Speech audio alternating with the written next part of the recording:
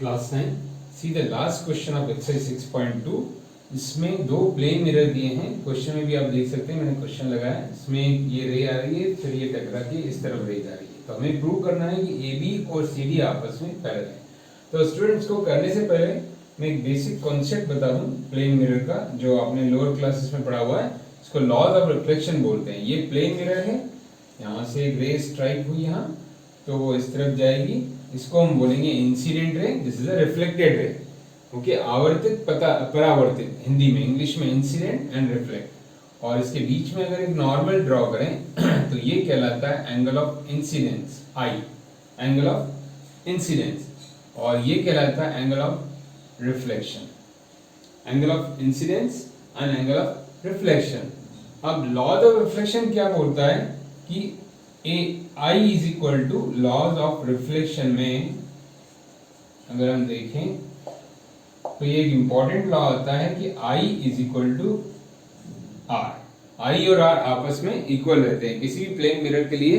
जो angle between normal and incident ray I, angle between normal and reflected ray always equal. तो इस law को हम यहां यूज करेंगे। देखिए ध्यान से स्टूडेंट।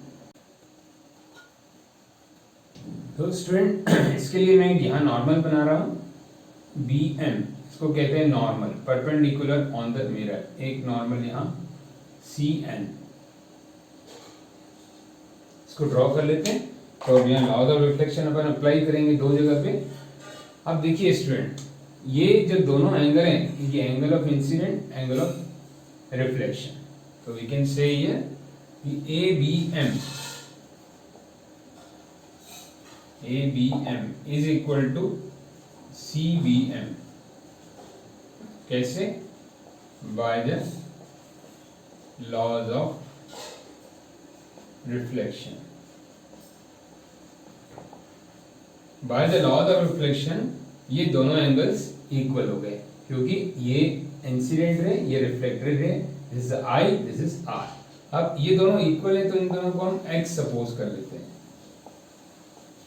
वैसे इक्वल है ये, कैसे इक्वल है? I इक्वल टू आर, ये angle of incident, angle of reflection. अब इन दोनों को हमने x सपोज कर लिया because these are equal.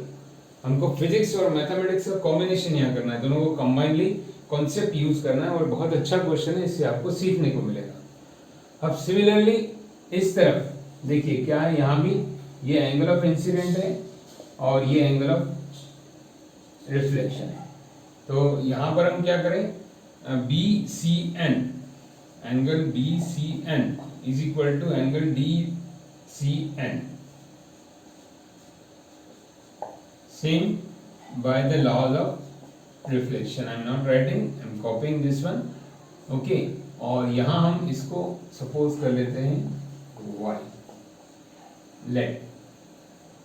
Okay student, ये x x, ये y y। कैसे हो गए? बिकॉज I और R लॉज ऑफ रिफ्लेक्शन से सेम है। ओके स्टूडेंट, अब यहाँ ध्यान दीजिए स्टूडेंट, बहुत इंपॉर्टेंट बात। अब हम आ रहे हैं मैथमेटिक्स पर। फिजिक्स कॉन्सेप्ट हमारा ओवर हो गया। अब मैथमेटिक्स पे आए तो ये जो B M and C N है, ये क्या है? पैरेलल लाइंस है। कैसे पैरेलल लाइंस है? देखिए, एक पैरेलल लाइन के बीच में अगर कोई परपेंडिकुलर्स ड्रॉ करें हम पैरेलल लाइंस के बीच में, तो इसको आगे बढ़ाएं तो ये आपस में, ये भी पैरेलल लाइंस है और ये 90 डिग्री में परपेंडिकुलर है, तो ये आपस में क्या हो जाएंगे? पैरेलल। ये दोनों लाइंस हो जाएंगी पैरेलल। तो इसलिए B M and C N are parallel, the distance between parallel lines. तो student B M and C N क्या होंगे? पैरेलल होंगे। तो हम लिखेंगे since B M is parallel to C N. तो अगर ये पैरेलल हैं तो इससे क्या होगा? x और y इक्वल होंगे। ये x, देखिए ये x और ये y क्या है? इक्वल होंगे। तो therefore we will write angle x is equal to angle y, alternate angle. x और y क्यों पैरेलल होंगे? Alternate angle. लाइक दिस, कि दो पैरेलल लाइंस हैं और ये आगे आपके एंगल्स, तो ये ऑल्टरनेट एंगल्स कहलाते हैं इसे। तो इस कॉन्सेप्ट को हमने यहाँ यूज किया, ऑल्टरनेट एंगल। और अगर इसको मैं कॉपी करके बताऊं, इतना पार्ट देखिए तो इस तरह से होगा, ये x है और ये y है। ये इतना पार्ट मैंने यहाँ लाके बताया। तो तो ये लाइंस पैरेलल हैं, इसलिए alternate angles equal. Okay student, तो अब देखिए ये अगर इक्वल हैं और मैं मल्टीप्लाई कर दूं 2 से तो क्या हो जाएगा, double of x is equal to double of y। कैसे, मल्टीप्लाई बाय 2, मैंने इसको क्या किया, मल्टीप्लाई बाय 2 बोथ साइड्स। कर सकते हैं मैथमेटिक्स में कोई भी चेंज करने के लिए इक्वल चेंज होना चाहिए, डिवाइड प्लस माइनस एक जैसा। तो 2x, अब देखिए 2x क्या है, x और x मिला के 2x मतलब कौन सा एंगल है, आप देख सकते हैं, इसको मैं रेड कलर से मार्क कर रहा हूँ। 2x मीन्स हो गया ये ABC, और y 2y ये कौन सा एंगल है रेड कलर से, BCD। ओके स्टूडेंट, तो we can write instead of 2x and 2y ABC is equal to angle ABC is equal to angle BCD। ये रेड वाला XX ABC, ये रेड वाला BCD। अब ये दोनों एंगल इक्वल हो गए। अब देखिए यहाँ एक इंपॉर्टेंट बात ध्यान से देखिए, अगर ये इक्वल है तो देयरफॉर हम क्या लिखेंगे, एंगल्स इक्वल है तो lines are parallel, AB is parallel to CD। अब इसकी पिक्चर मैं आपको बना के दिखाता हूँ। देखिए स्टूडेंट, ये ऐसे ऐसे Z शेप में हो गया, ये एंगल्स इक्वल हो गए। ये हमारे ABC BCD, ये ABC BCD, ये देखिए ABC ये BCD, ये पिक्चर मैंने यहाँ लाके दिखाई।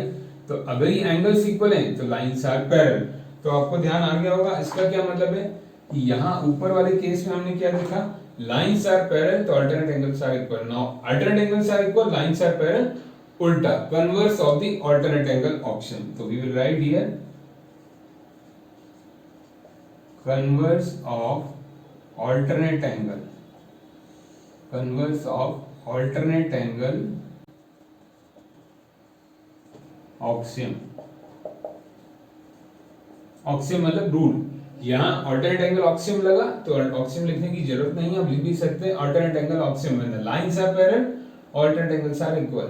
कन्वर्स क्या होता है, उल्टा। जब एंगल्स इक्वल है तो लाइंस पैरेलल होंगी, लाइंस पैरेलल है तो एंगल इक्वल होंगी, एंगल इक्वल है तो लाइंस पैरेलल होंगी। Converse of the alternate angle axiom. Okay student, हालांकि ये प्रूफ का क्वेश्चन है, आपको लग रहा होगा कि ऑब्जेक्टिव उसमें से कैसे आएगा, बट आपके कॉन्सेप्ट बहुत सारे क्लियर हो गए। एक तो फिजिक्स का कॉन्सेप्ट क्लियर हो गया, मैथ्स का भी एक इंपॉर्टेंट कॉन्सेप्ट क्लियर हो गया, तो इसमें से भी कहीं से भी एमसीक्यू बन सकता है। तो प्रूफ क्वेश्चंस को भी आप अटेम्प्ट जरूर करें। तो नेक्स्ट वीडियो में हम नेक्स्ट एक्सरसाइज देखते हैं। Thank you.